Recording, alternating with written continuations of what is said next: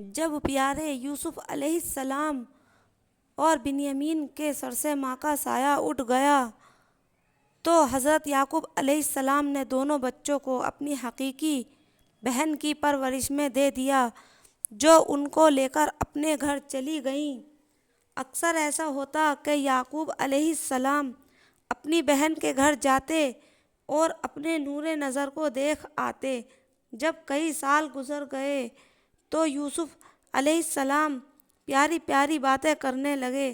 جنہیں سن کر حضرت یعقوب علیہ السلام تھوڑی سی بھی فرقت گوارا نہ کر سکے اور بے چین ہو کر اپنی بہن سے کہا کہ مجھے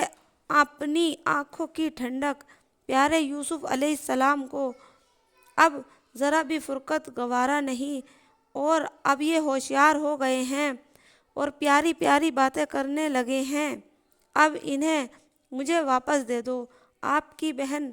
یوسف کا سوال سن کر بے حد غمگین ہو گئیں اور صاف انکار کر دیا، مگر یعقوب علیہ السلام کو حضرت یوسف علیہ السلام کی فرقت ایک لمحہ بھی گوارا نہ تھی۔ یوسف علیہ السلام کو اپنے گھر لے جانے کے لیے سخت اصرار کیا۔ آپ کی بہن نے ذرا تأمل کر کے کہا، اچھا کل تم اپنے یوسف کو لے جانا، میں اسے نہلا دھلا کر اور کپڑے وغیرہ پہنا کر بھیجوں گی۔ یہ سن کر حضرت یعقوب علیہ السلام اپنے مکان پر تشریف لے گئے۔ یعقوب علیہ السلام کی بہن نے یوسف کو دینے کا وعدہ تو کر لیا، مگر دل میں خیال آیا تو یوسف کی فرقت ایک لمحہ بھی گوارا نہ ہو سکتی۔ ایک حلیہ یوسف علیہ السلام کو روکنے کا اپنے دل میں ٹھانا، وہ یہ کہ ایک بابرکت کمربند جو نسلاً بعد نسلاً خاندان نبوت میں چلا آتا تھا، جس کو حضرت ابراہیم علیہ السلام نے حضرت اسحاق علیہ السلام کو دیا تھا اور حضرت اسحاق علیہ السلام سے حضرت یعقوب علیہ السلام کی بہن کو پہنچا تھا۔ غرض ہے کہ وہ کمربند یوسف علیہ السلام کی کمر میں باندھ کر اوپر سے کپڑے پہنا دیے اور یہ راز سب سے پوشیدہ رکھا۔ آخر دوسرے روز حضرت یعقوب علیہ السلام آئے اور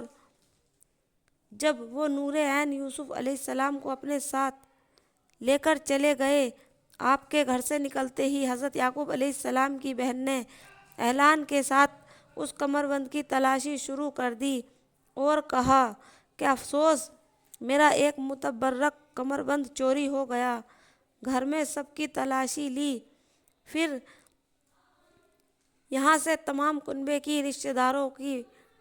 تلاشی لی، ایک ایک کر کے سب کی تلاشی لی۔ آخر میں یعقوب علیہ السلام کے مکان پر پہنچے اور وہاں سب کی تلاشی لیتے ہوئے سب کے بعد میں یوسف علیہ السلام کی تلاشی لی تو کمر مبارک سے کمربند بندھا ہوا پایا۔ اس وقت کی شریعت میں یہ دستور تھا کہ اگر کوئی شخص چوری کرتا اور تلاشی کے وقت وہ چیز اس کے پاس سے برآمد ہوتی تھی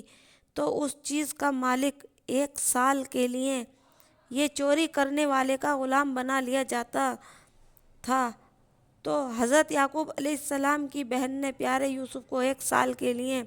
پھر لے لیا اور بغل میں چھپا کر جلدی سے اپنے گھر لے آئیں۔